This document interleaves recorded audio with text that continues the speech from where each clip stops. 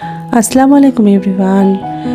ওই যে গতদিন দেখিয়েছিলাম যে আমি সালোয়ার কামিজ কাটছি, আজকে ভাবলাম একটু সেলাই করে নিই, কারণ আমি সেলাই করার সময় পাই না বাচ্চাদেরকে নিয়ে। তো একটা সালোয়ার কামিজ বানাতে আমার অনেক দিন সময় লেগে যায়, মাসের পর মাস লেগে যায় আর কি।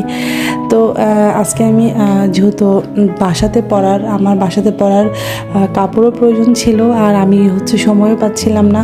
তো আজকে একদম দুপুরবেলাতে বসে সালোয়ার আর জামাটা সেলাই করে নিলাম। আর এখন আমি গলা বসাচ্ছি। আমি জামার গলা খুব একটা বেশি বড় করি না, একদম ছোট গলা করি। তো গলা বসানোটা আমার কাছে একটু জটিল মনে হয়। আর যেহেতু আমার জামার কালারটা খুব সুন্দর, তো সেই সাথে কালো কালারের লেস খুব ভালো লাগবে, তো আমি এখানে লেস কিনে নিয়ে আসছিলাম। আর একটু বাসাতে পরার জন্য যদি একটু লেস বা গর্জিয়াস করে বানানো হয় তো খুব ভালো লাগে। আর যেহেতু আমি নিজেই বানাই, সেহেতু আমার এক্সট্রা কোনো চার্জ লাগে না।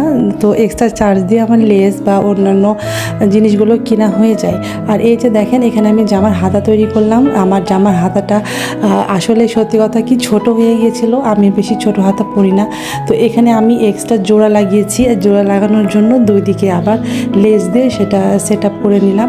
তো এই জন্য বোঝা যাচ্ছে না যে আমার এখানে জোড়া লাগানো আছে। তো অলরেডি আমার জামা শেষ, আর আমি পায়জামাতে ছোট্ট করে একটু পাইপিং দিয়েছি। এই কাপড়ের সাইড থেকে অনেকগুলো কাপড় বেঁচে যায়, তো সেই কাপড় দিয়ে আমি পাইপিং দিয়েছি। আর এই যে আমার জামা তৈরি। আমার হাতাটা এখন একদমই বোঝা যাচ্ছে না যে আমি হাতাটাতে জোড়া লাগিয়েছি কাপড়।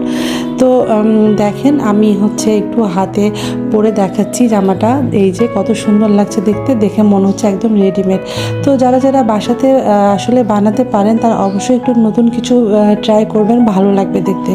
আর যেহেতু এটা আমার বাসাতে পরা জামা, তো আমি জামাতে সুতি লেসই ব্যবহার করেছি, এবং খুব ছোট লেস ব্যবহার করেছি যাতে আমি কমফোর্টেবল ফিল করি।